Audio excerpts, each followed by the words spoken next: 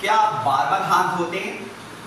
क्या आप घर से निकलते वक्त जब ताला लगाते हैं तो बार बार ताले को खींच के देखते हैं कि ताला ठीक से बंद हुआ है कि नहीं? क्या आप जब घर से निकलते हैं तो आपके मन में बार बार ख्याल आता है कि कहीं मैंने गैस बर्नर खुला तो नहीं छोड़ दिया है?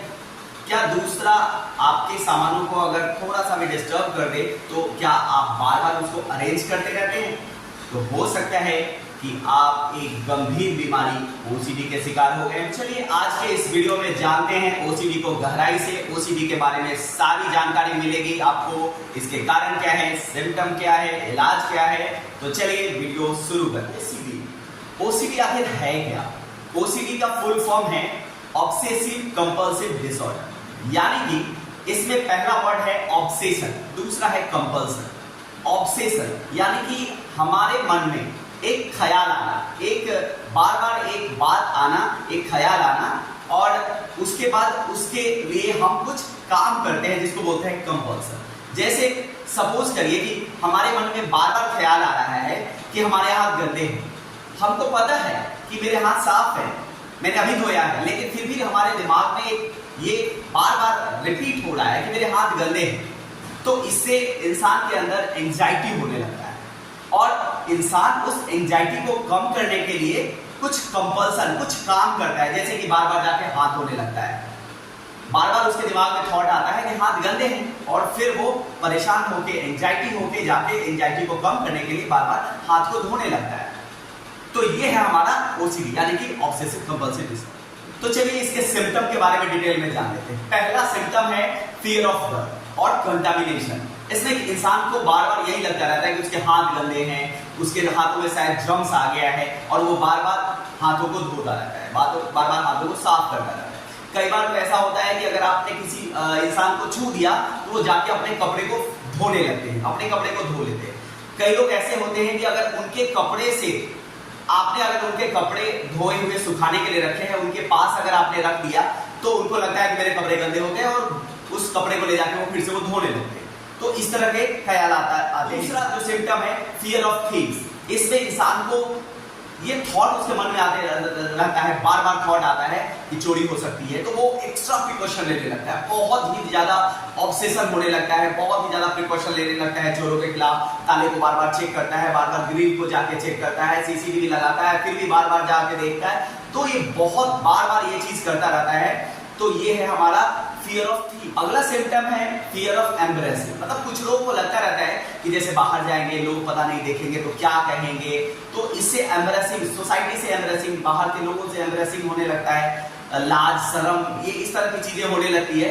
तो वो क्या करता है कि बाहर निकलना कम कर देता है, बंद कर देता है, लोगों से मिलना जुलना बंद कर देता है। नेक्स्ट सिम्टम है फियर ऑफ थिंकिंग एविल और सिनफुल, मतलब उसको लगता है कि मैंने शायद कोई पाप किया है, मैं पापी हूँ, इस तरह की फीलिंग आने लगती है। अगला जो सिम्टम है वो है आपका नीड फॉर ऑर्डर और सिमेट्री। कुछ लोग ऐसे होते हैं जो अपनी चीजों को बड़े ही ऑर्डर में रखते हैं। अगर किसी ने थोड़ा सा भी उसमें छेड़ दिया तो वो बार बार उसको अरेंज करेंगे, बार बार ठीक करेंगे। जैसे कोई कपड़े अगर अपने अलमीरा में रखता है, अगर किसी ने उसके कपड़े निकाल लिए तो बार बार अलमीरा को चेक करेगा, बार बार कपड़े को अरेंज करेगा। तो इस तरह की आदत भी होती है। कई सिम्टम है कुछ लोगों में होर्डिंग की प्रॉब्लम होती है, यानी कि कीपिंग, बहुत सारी चीजों को इकट्ठा करते हैं जो जरूरत की है, जरूरत की नहीं है। अपने घर को एकदम कबाड़ खाना बना देते हैं, चीजों से भर देते हैं, अननेसेसरी अनयूजफुल चीजें भी इकट्ठा कर देते हैं। मतलब उनको आदत रहती है कि नहीं ये हो सकता है, वो हो सकता है, तो जितना ज्यादा से ज्यादा हो सके वो सामान इकट्ठा कर। अगला सिम्टम है आपका कंटिन्यूअस प्रेइंग एंड वर्शिपिंग। कुछ लोग होते हैं लगातार प्रार्थना करते रहेंगे, लगातार मतलब प्रार्थना करते रहेंगे, पूजा करते रहेंगे, अच्छा ये नहीं हो, वो नहीं हो, तो बार बार वो इस तरह की हरकत करते रहेंगे। तो अगला सिम्टम आपका है कंटिन्यूअस प्रेइंग और वर्शिपिंग। तो चलिए अब हम लोग कॉजेस की बात करते हैं, आखिर कारण क्या है, क्यों ओसीडी होता है। तो ओसीडी में हमारे ब्रेन के अंदर एक केमिकल निकलता है जिसको बोलते हैं सेरोटोनिन। सेरोटोनिन की मात्रा जब कम हो जाती है तो हम ओसीडी के शिकार हो जाते हैं। कारण कई हो सकते हैं, जैसे जेनेटिक फैक्टर हो सकता है, इन्वायरमेंटल से रिलेटेड फैक्टर हो सकते हैं। ये बीमारी एडोलसेंस एज में ज्यादा होने की चांसेस होती है। अगर वर्ल्ड वाइड पॉपुलेशन की बात करें हम तो 1% लोगों को ओसीडी है। अगर नंबर की बात करें तो लगभग 70 मिलियन लोग इस बीमारी से ग्रसित हैं, तो नंबर बहुत बड़ा है इस बीमारी। अगर इस बीमारी की बात करें तो इस बीमारी से ग्रसित आम आदमी ही नहीं है, बड़े बड़े सेलिब्रिटी भी इस बीमारी से ग्रसित है। नंबर 1 अगर बात करें तो सनी लियोनी। सनी लियोनी भी इस बीमारी के शिकार है। उन्हें अपने पैर को लेके, अपने फीट को लेके बहुत ही ज्यादा ऑब्सेशन है। वो अपने पैरों को बहुत ज्यादा ध्यान देती है, साफ रखना, उसके लिए बार बार अपने पैरों को धोती है। अगर नंबर 2 बात करें अजय देवगन, उन्हें अपने हाथ और उंगलियों को लेके बहुत ही ज्यादा ऑब्सेशन है। अगर वो कोई चीज छूते हैं या खाना खाते हैं तो उनके हाथों में स्मेल नहीं आनी चाहिए किसी चीज की। अगर स्मेल आता है तो उनसे उनको बहुत ही ज्यादा प्रॉब्लम होती है, जिसके कारण वो अपने हाथों से खाना अवॉइड करते हैं। तीसरे नंबर पे अगर हम बात करें आयुष्मान खुराना, आयुष्मान खुराना को भी ओसीडी की बीमारी है। उन्हें भी अपने हाथ और नाखून को लेके बहुत ही ज्यादा ऑब्सेशन है। वो उसको एकदम साफ रखना चाहते हैं और जिसके लिए वो बार बार अपने हाथों को धोते रहते हैं। दांत को लेके भी उन्हें बहुत ज्यादा ऑब्सेशन है, इसलिए वो हमेशा अपने पास एक डेंटल किट जरूर रखते हैं और दिन में 3 से 4 बार ब्रश करते हैं। बीमारी धीरे धीरे शुरू होती है और आगे जाके ये बहुत खतरनाक हो सकती है। ये आपके लाइफ को स्पॉइल कर सकता है, क्योंकि एडोलसेंस एज में ये बीमारी होती है और मेन जो आपका कैरियर का टाइम रहता है उसी टाइम ये बीमारी बहुत ज्यादा हो जाती है, तो आपके कैरियर को भी ये डिस्ट्रॉय कर सकती है। तो इस बीमारी को लेकर सीरियस रहें।